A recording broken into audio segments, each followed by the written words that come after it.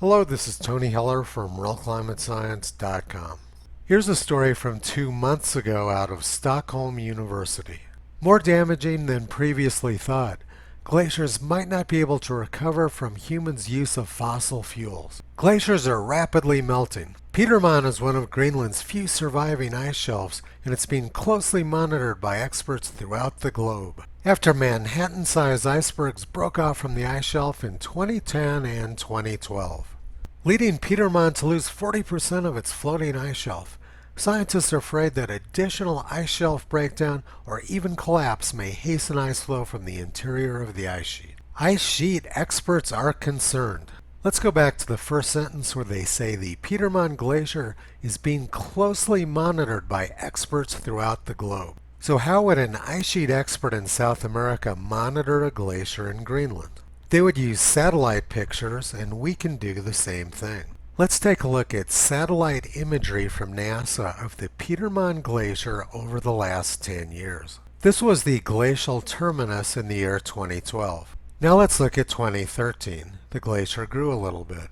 2014 it grew some more. 2015 it grew more. 2016 it grew more. 2017, 2018, 2019, 2020, 2021, and this year. The Petermann Glacier has grown about 1 kilometer per year every year for the past 10 years. So how is it that ice sheet experts from around the world appear to be unaware of what's plainly visible in satellite imagery? Now let's look at the larger picture of what's going on with Greenland's ice sheet. This image combines surface mass balance graphs of Greenland from the Danish Meteorological Institute. The surface mass balance is the difference between the amount of snow which falls on the Greenland ice sheet during the year and the amount of melt which occurs at the surface. On average, the surface of Greenland gains about 370 billion tons of ice every year. But for 4 out of the last 6 years, including this year, Greenland's surface has gained above average amounts of ice. The next graph shows more detail over the last year. The surface mass balance of Greenland, shown in blue, has been above average almost every day this summer. Greenland is not melting down, quite the opposite is occurring. This map shows the surface mass balance anomaly over the past year. The places that have been gaining ice have been at the lower elevations, right where experts claim the ice is melting. So how is it that experts around the world seem to be unaware of information which is easily available to the public? Let's take a look at an article about glaciers from 100 years ago. May 26, 1922, receding glaciers. Except over a small area, it is generally understood the glaciers of the world are retreating to the mountains. The Jakobshavn Glacier in Greenland has retreated 4 miles since 1850. But now, according to NASA, the Jakobshavn Glacier has been growing for several years. Greenland's largest glacier is growing now, but it was rapidly shrinking 100 years ago.